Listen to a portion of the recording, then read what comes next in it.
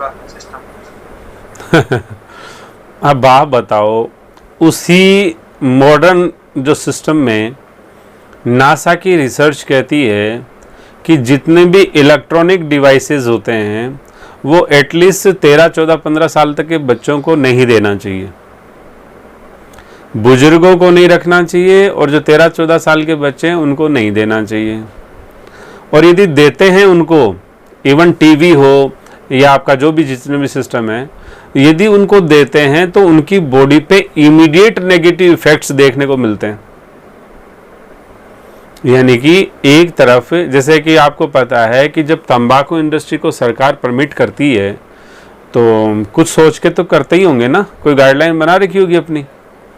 तो इसी तरह से जब वो इतनी वाहियात डायरेक्ट जो एक बॉडी के लिए जहर है और वो तड़फा के मारने का एक प्रोसेस है, जब वो उसको परमिट कर सकती है तो ये तो बहुत छोटी बात है। ये तो आपको पता ही 5-7 साल बाद लगता है कम से कम, उससे पहले तो पता ही नहीं लगता।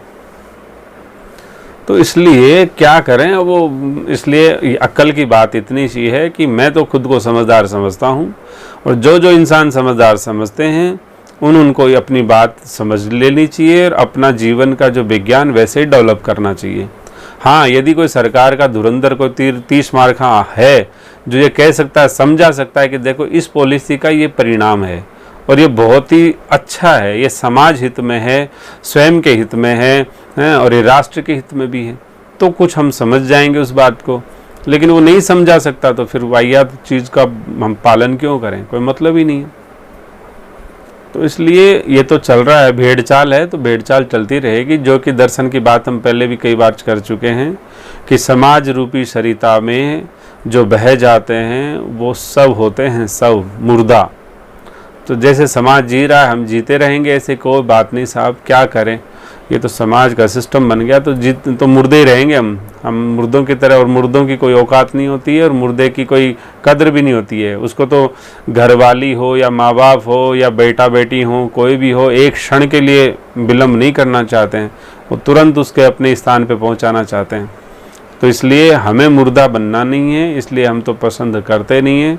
रही बात दूसरी कि यदि समाज रूपी सरिता में जो तैर के पार हो जाते हैं, जो अपना किनारा तलाश लेते हैं, वो ही शिव होते हैं।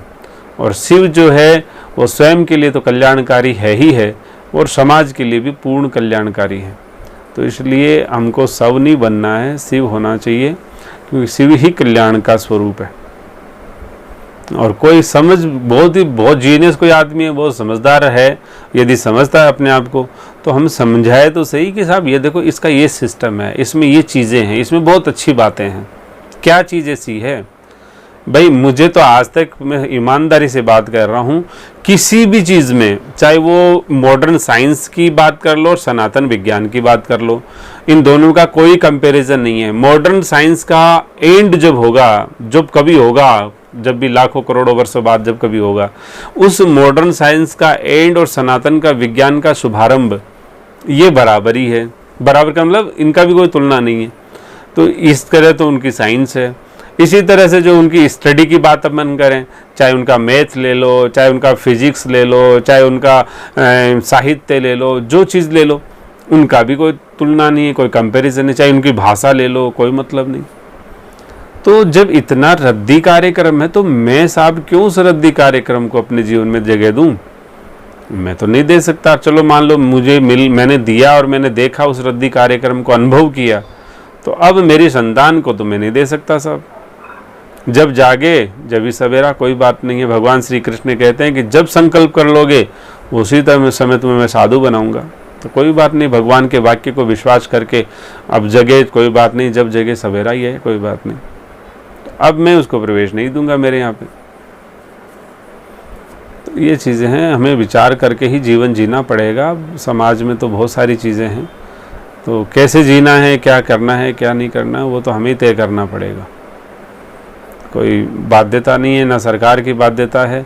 अब बताओ, उधर नियम बना देते हैं कि चलो साहब भाई, कोई कहीं भी कैसा भी कानून बन जाएगा, किसी भी तरह से आदमी रह सकता है, कोई दिक्कत नहीं है, कहीं भी रह जाओ, किसी के साथ रह जाओ, गधे की तरह रह जाओ, कुत्ते की तरह रह जाओ, कोई बात नहीं, ये कानून बना दिया हमने साहब, स्वतंत्रता हो गई सारी तरह की। तो जब उसमें स्वतंत्रता होगी तो इतने जो मेरे जीवन के प्रिंसिपल्स हैं, मैं क्या करूँगा, कैसे पढ़ूंगा, कैसे खाऊंगा, कैसे बैठूंगा, कैसे रहूँगा, इसमें भी तो मुझे स्वतंत्रता दी होगी। क्या पतन के लिए स्वतंत्रता है, उत्थान के लिए कोई स्वतंत्रता नहीं है? तो आपने पतन के लिए भी स्वतंत्रता का विधान बनाया है और उत्थान के लिए भी छोड़ा हुआ है। ठीक है, हम उत्थान का ही बनाएंगे, अपना रहेंगे, रखेंगे उसको। लोगों के असली बात वहाँ है। नहीं, सच कड़वा भी बहुत होता है। ये जो क्वेश्चन है ना, ये बड़ा तगड़ा है। नहीं, और सच कड़वा बहुत होता है। भेड़, हाँ, सच कड़वा होता है। भेड़ चाल को बदलना और समाज की सोच को बदलना एक ये है प्रश्न आगे। अभी बात सारी सच है अपनी जगह, बिल्कुल सच बात है, इसमें कोई दो राय नहीं। हमारा सनातन इसके अंदर ये कहता है कि समाज मत बदलो, स्वयं को बदलो। तो स्वयं बदलेंगे तो स्वयं से समाज निसंदेह बदलता है। अब समस्या क्या है कि हर आदमी समाज को बदलने में लगा हुआ है, तो फिर वो समाज बदलता ही नहीं है। और जब स्वयं बदलता है आदमी तो समाज बदल जाता है।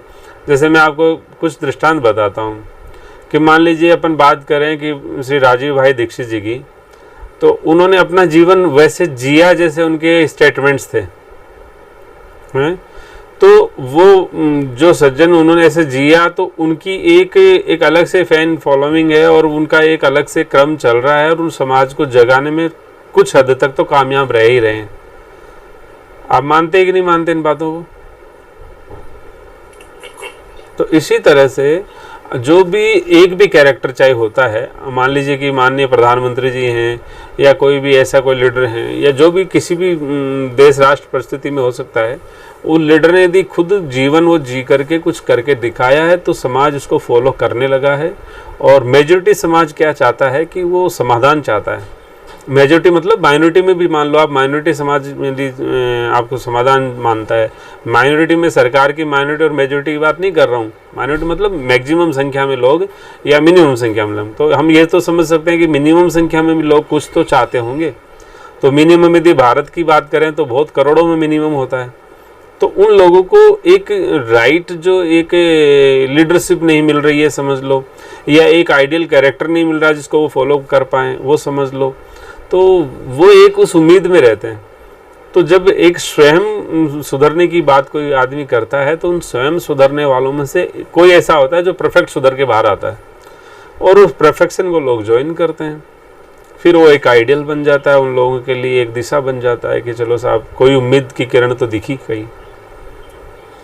लेकिन गलत है इसको भी बहुत कम लोग स्वीकार करते हैं, बाकी तो गलत ही नहीं मानते कोई। क्या है कि क्या गलत है, इसमें कोई गलत नहीं है। तो वो भी एक समस्या है।